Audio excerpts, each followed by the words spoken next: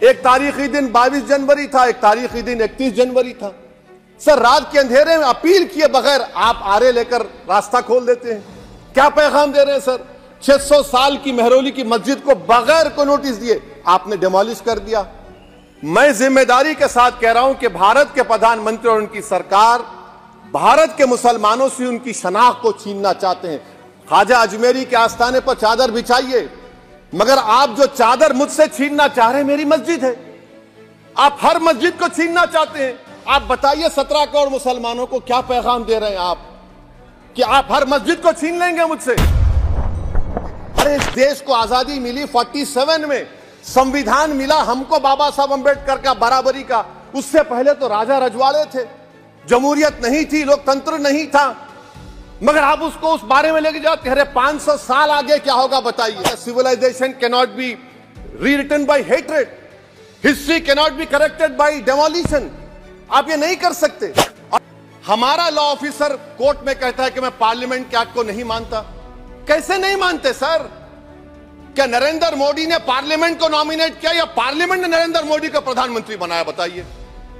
81 के एक्ट को नहीं मानते सर। 2 ही तो सेंट्रल यूनिवर्सिटी है मुसलमानों के। 1,80,000 आप ही के सरकार के दौर में मुसलमान हायर एजुकेशन निकल गए। आप अलीगढ़ मुस्लिम से छीनना चाह रहे हैं। अलीगढ़ मुस्लिम यूनिवर्सिटी से इतनी नफरत क्यों है आपको? वहां पर तो हिंदू भाई भी पढ़ते हैं। नेबरहुड फर्स्ट क्या हो रहा है सर? हम सोशल मीडिया के जरिए फॉरेन पॉलिसी चला रहे हैं। मालदीव छोटा मुल्क, वो हमको आंख दिखा रहा है, चीन की गोद में बैठ गया। हमारे लद्दाख में हमारे जो लोग जानवर को लेकर घास चराए जाते, वहां पर चीन की आर्मी आके रोक रही। बताइए, बांग्लादेश चीन की गोद में बैठा हुआ है।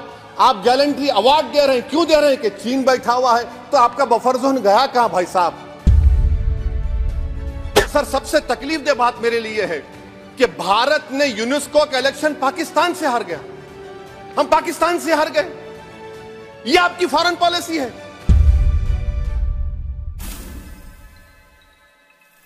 हम ये देख रहे हैं कि 10 साल में इस सरकार में कोई हद नहीं छोड़ी है गलत हुक्मरानी की, नफरतों को भड़काने की। कोई हद नहीं छोड़ी गलत फहमियों को फैलाने की, और कोई हद नहीं छोड़ी इस मुल्क के अवाम नास को तर्क करने की। इस 10 साल में हमने क्या देखा सर? जमहूरियत हमारे वतन अजीज की को बचाना बहुत जरूरी है। ये गरीबों के लिए और कमजोरों की एक बहुत बड़ी ताकत है। मगर 10 साल में, 9.5 साल में क्या हुआ? सिर्फ एक शख्स को मजबूत कर दिया गया, एक मजहब को मजबूत कर दिया गया, एक आइडियोलॉजी, एक नजरिए को मजबूत कर दिया गया, एक शनाख्त को सब शनाख्त के आगे दूसरी शनाख्तों को मिटाने की कोशिश की गई, एक जबान को मजबूत कर दिया गया। तो हमारी जमहूरियत तो खोखली हो चुकी है। और सर, कोई भी हुकूमत और पार्टी सिर्फ जबर और इस्तेसाल पर कायम नहीं रह सकती है सर। दूसरा पॉइंट सर जो मैं आपके सामने अर्ज करना चाह रहा हूं, CAA के कानून के ताल्लुक से मरकजी एक वजीर ने अखबार में बयान दिया कि हम 8 दिन में करने वाले हैं। आप 8 दिन में करेंगे, 8 दिन में एहतजाज शुरू होगा मुल्क के कोने कोने में। आप CAA को मजहब से खत्म कर दीजिए। मजहब से जोड़ेंगे तो आपका इरादा बुरा है। आप भारत की अक़लियतों को, भारत के मुसलमानों को, दलितों को आप परेशान करने का आपका इरादा है सर। दूसरी बात यह है कि CAA के खिलाफ क्यों हम हैं? क्योंकि सीमांचल के मुसलमान को आप बांग्लादेशी कहते हैं। कोई मिनिस्टर मुझे कहता है कि घुसपैठी है, रोहिंग्या है। तो CAA को मजहब से जोड़ना गलत था, उसको निकालिए।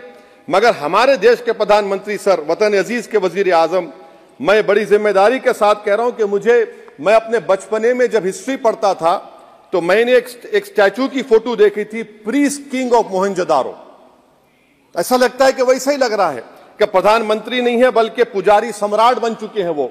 और मैं क्यों कह रहा हूं कि हमारे सदर जमहूरिया ने कहा था कि 22 जनवरी एक तारीखी दिन है, बिल्कुल तारीखी दिन है। 22 जनवरी की बुनियाद 6 दिसंबर 92 को रखी गई। 22 जनवरी की बुनियाद 86 में ताले खोलकर रखी गई। 22 जनवरी की बुनियाद जीबी पंत ने रखी थी। इसीलिए तारीखी दिन है। और तारीखी दिन इसलिए भी है कि सर इसी ऐवान में 16 दिसंबर 1992 को हमने एक रेजोल्यूशन पास किया था। आप बताइए कि आज इस मुल्क में चाहे कोई सेकुलर पार्टी का हो या जो भी हो, वाले सब सेकुलर है, बुरा मैं हूं, किसी में हिम्मत नहीं है कि 6 दिसंबर की बात की जाए। और वो तारीखी दिन इसलिए भी है सर, इंसाफ करने वालों में एक एनसीएलटी के चेयरमैन, एक गवर्नर और एक नामजद शुदा रुकने पार्लियामेंट बैठे हुए थे। अब आप बताइए मेरे पास बचा क्या है? बचा यह है कि आर्टिकल 32 बचा है जिसको बाबा साहब अंबेडकर ने दिया। आज मुल्क के 17 करोड़ मुसलमान भारत के वजीर आजम पर एतमाद भरोसा नहीं करते, बिल्कुल नहीं करते, बता रहा हूं, खुल के कह रहा हूं। अगर आप आर्टिकल 32 का ड्यू प्रोसेस ही खत्म कर देंगे तो फिर मेरे पास क्या बचेगा सर? क्या बचेगा? मैं तो यहां खड़े होकर वो सुप्रीम कोर्ट के मायानाज बेबाक वकील दुष्यंत दवे की तरह तो नहीं कह सकता। मुझे आज भी रूल ऑफ लॉ में भरोसा है, मुझे आज भी कानून पर, संविधान पर भरोसा है, मगर ड्यू प्रोसेस तो फॉलो होना चाहिए। ड्यू प्रोसेस फॉलो नहीं हो रहा। एक तारीखी दिन 22 जनवरी था, एक तारीखी दिन 31 जनवरी था। सर रात के अंधेरे में अपील किए बगैर आप आरे लेकर रास्ता खोल देते हैं। क्या पैगाम दे रहे हैं सर? 600 साल की मेहरौली की मस्जिद को बगैर को नोटिस दिए आपने डिमोलिश कर दिया। मैं जिम्मेदारी के साथ कह रहा हूं कि भारत के प्रधानमंत्री और उनकी सरकार भारत के मुसलमानों से उनकी शनाख्त को छीनना चाहते हैं। ख्वाजा अजमेरी के आस्थाने पर चादर बिछाइए, मगर आप जो चादर मुझसे छीनना चाह रहे हैं मेरी मस्जिद है। आप हर मस्जिद को छीनना चाहते हैं। आप बताइए 17 करोड़ मुसलमानों को क्या पैगाम दे रहे हैं आप कि आप हर मस्जिद को छीन लेंगे मुझसे? फिर मेरा वजूद किस माने रखता है? मेरा शनाख्त क्या माने रखता है? रूल ऑफ लॉ क्या माने? अच्छा 1991 के प्लेसेस ऑफ वर्शिप एक्ट पर क्यों नहीं बोलते आप लोग? आप उस पर कायम है नहीं है। आप 500 साल की बात करते। मैं आपसे कहता हूं भाई 500 साल पे मत जाइए, बौद्ध पे जाइए, जैनिज्म पे जाइए, शैविज्म पे जाइए, कहां रुकेंगे? अरे इस देश को आजादी मिली 47 में, संविधान मिला हमको बाबा साहब अंबेडकर का, बराबरी का।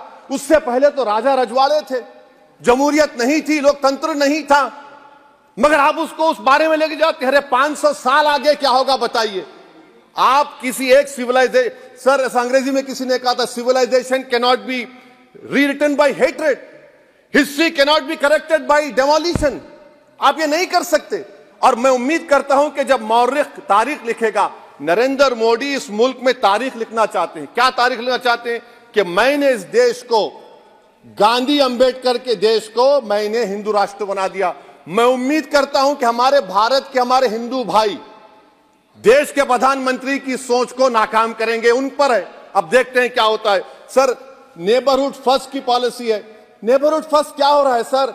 हम सोशल मीडिया के जरिए फॉरेन पॉलिसी चला रहे हैं। मालदीव छोटा मुल्क, वो हमको आंख दिखा रहा है, चीन की गोद में बैठ गया।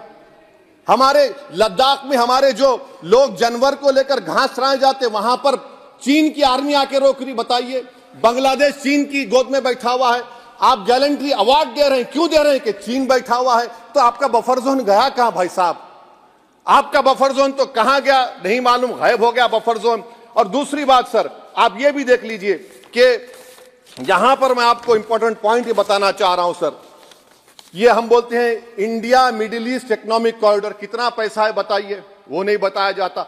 अच्छा सर, सबसे तकलीफ दे बात मेरे लिए है कि भारत ने यूनेस्को का इलेक्शन पाकिस्तान से हार गया। हम पाकिस्तान से हार गए, ये आपकी फॉरेन पॉलिसी है।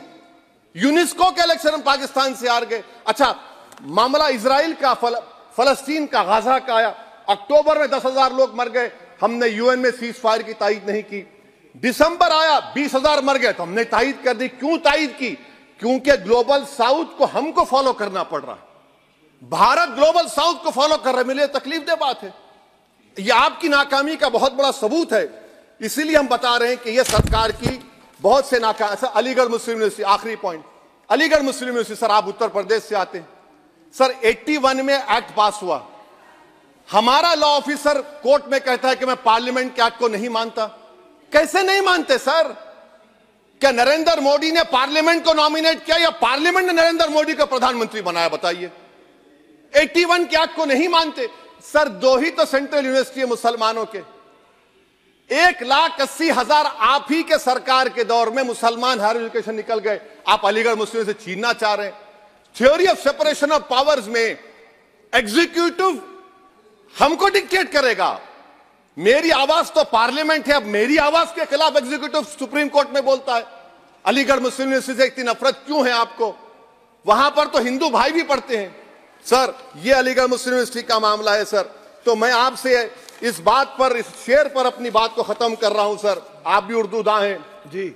मसीहाओं को जब भी आवाज दी है, अहमद फराज का शेर है जी जी। मसीहाओं को जब भी आवाज दी है, पलट कर आगे हर बार कातिल। मसीहाओं को जब भी आवाज दी है, पलट कर आगे हर बार कातिल। वहां क्या दाद खाही क्या गवाही, वहां क्या दाद खाही क्या गवाही, जहां हो मुंसिफों के यार कातिल।